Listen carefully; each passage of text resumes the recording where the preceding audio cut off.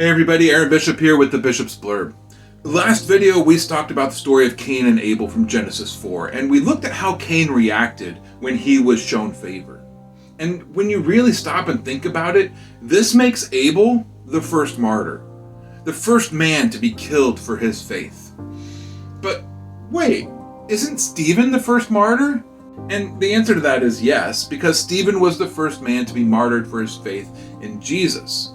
But if we look at the story of Stephen, we find that in the underlying text, it's the same story. The motivations behind this are the same. This is a story that's as old as Genesis 4. So let's turn to Acts chapter 6 and begin to read the story of Stephen. And as we do, let's look at the motive behind those who attacked him. In Acts chapter 6, there was an issue. In the early church, as they gathered things together to distribute for charity, the people who were Jewish were being taken care of, but the Hellenists were not being taken care of as well. They were being overlooked in charity. So who are the Hellenists?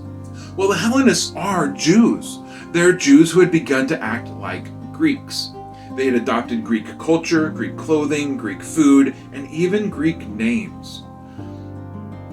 And so 7 Hellenists are then chosen from among the early believers to oversee the distribution of gifts to the orphans, widows, and poor among the Hellenists.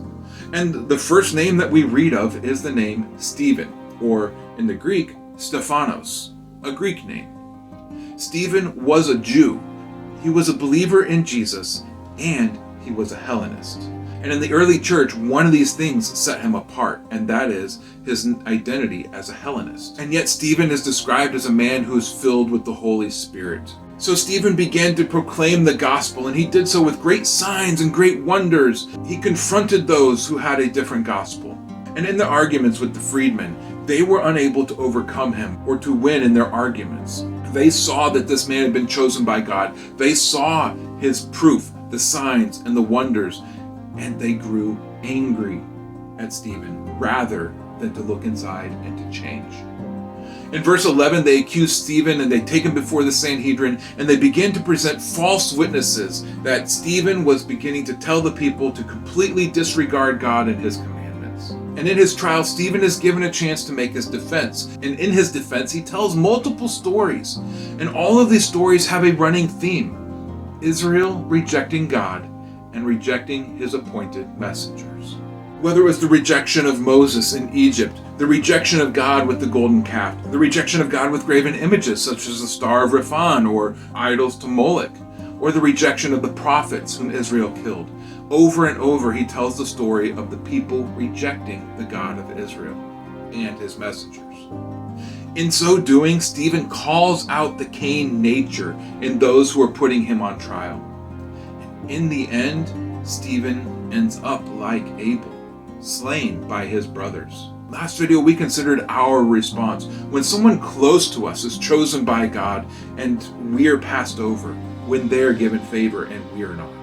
This video, let's consider our response when we're faced with the prospect of someone that we disagree with being elevated, someone we disagree with on very fundamental levels of what it means to be a believer, and they're elevated and favored by God. Will we attack them and slander them and raise false witnesses against them in order to destroy them? Or will we sit back like Nicodemus before the council? And will we say, if this is of God, then there's nothing that we can do to stop it. But if it is not, it will fall under its own weight. Can we, in humility, allow God to choose whom God will elevate, even if it's not us?